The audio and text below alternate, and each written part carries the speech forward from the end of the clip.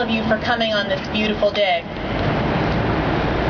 One of many catchy Peace Corps slogans that you may have seen at bus stops or on the L goes something like, "Never have to say, I wish I had." And that particular slogan rings especially true for me, even more so than the toughest job you'll ever love and life is calling, how far will you go? I completed my 2 years of service and life does go on. I became a lawyer, got married, had children. But like Kathy and Katie and the aldermen and all of you returned Peace Corps volunteers who are here today, my Peace Corps service remains one of the most fulfilling experiences of my entire life. I owe thanks for this experience, of course, to the Peace Corps' founder, President John F. Kennedy. After his death, Peace Corps volunteers in some countries were called Kennedy's children. And I feel that all of you here today are truly Kennedy's children. I also owe thanks for this experience to my father, Ted Sorensen, not only for the part he played in the establishment of the Peace Corps, but also for instilling in me a desire to do public service, coupled with a sense of adventure. At a dinner honoring the 35th anniversary of the Peace Corps back in 1996, my father spoke about the founding of the organization. He quickly pointed out, however, that the Peace Corps' real history lies not in the story of its birth, but in the story of its life. History asks not why or how the Peace Corps was established, but whether it has succeeded. My father went on to say, "I know of no better way of answering those questions than to compare the words of my favorite president to the words of my favorite Peace Corps volunteer. To compare the hopes of the original dreamer with the experience of one who is living out that dream today.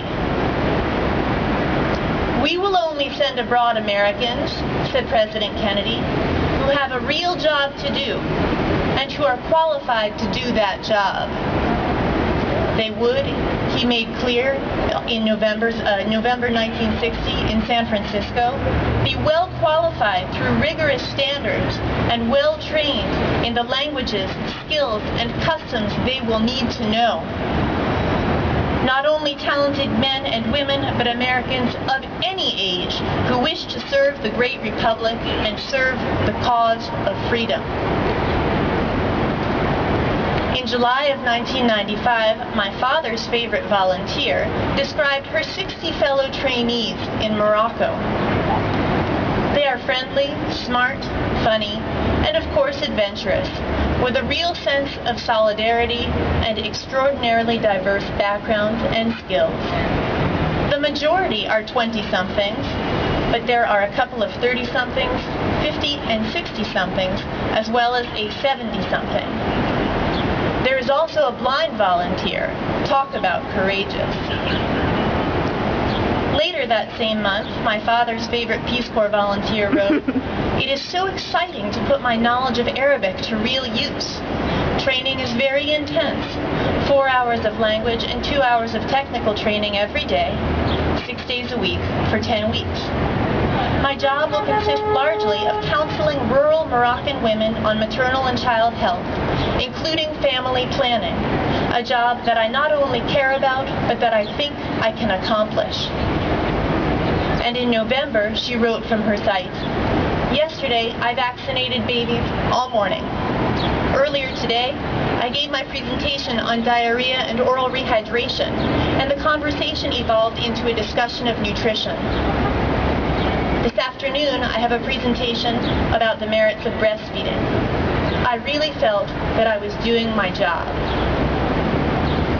"I am convinced," said John Kennedy in San Francisco, "that our men and women in this country of ours are anxious to respond to public service, are dedicated to freedom, and are able to join in a worldwide struggle against poverty and disease and ignorance.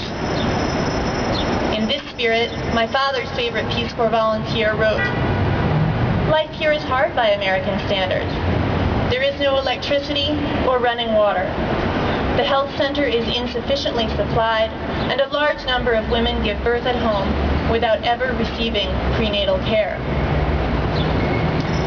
Life in the Peace Corps, said President Kennedy on March 1st, 1961, will not be easy. Men and women will be expected to work and live alongside the nationals of the country in which they are stationed, doing the same work, eating the same food, talking the same language. My father's favorite volunteer wrote about the wind from the Sahara, a scorchingly hot, dry wind that blows constantly, rendering daily life like life under a blow dryer. I still remember it. Then in November, she wrote, "Winter has arrived in the desert. There is a chill which not even the warmth of the ever-present sun can dispel. In my mud house, which is virtually the great outdoors, many layers of clothing are a must. The desert climate is harsh, no matter what the season might be."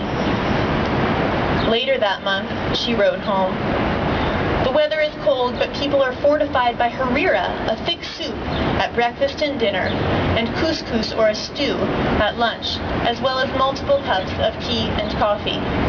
In the past 5 days, I have been invited to eat meals in 7 different homes." But if the life will not be easy, said President Kennedy on March 1st, 1961, it will be rich and satisfying. For every American who participates in the Peace Corps will know that he or she is sharing in the great common task of bringing to man that decent way of life, which is the foundation of freedom and a condition of peace. True to his prediction, my father's favorite volunteer wrote a letter to her parents in August 1995 about a presentation she had made on family planning that she hoped had been a great success. About 10 women gathered, and they were full of questions and very interested. I really felt like I was doing my job and that this was why I was here. In September of 1995, she wrote, "I don't believe how much I've learned in a week. I've weighed newborns, visited homes of women, and given the oral polio vaccine to hundreds of babies." After a brief Thanksgiving break in Rabat, the country's capital, she wrote in November, "I'm glad to be back in Tinsley. I now feel what 2 months ago seemed nearly impossible, that this is my home. I arrived knowing no one, but now feel as if I have many new friends." That winter, she wrote about her observance of Ramadan, her growing fluency in Arabic, about the meals she shared at sundown with so many families, concluding once again, "In short, I feel at home." Signed, your loving daughter, Juliet. It's no surprise that my father's favorite president was John F. Kennedy. His favorite Peace Corps volunteer, I'm proud to say, was me. Thanks to all they did, more than 200,000 Americans who have served in the Peace Corps, including all of you and me, never have to say, "I wish I had."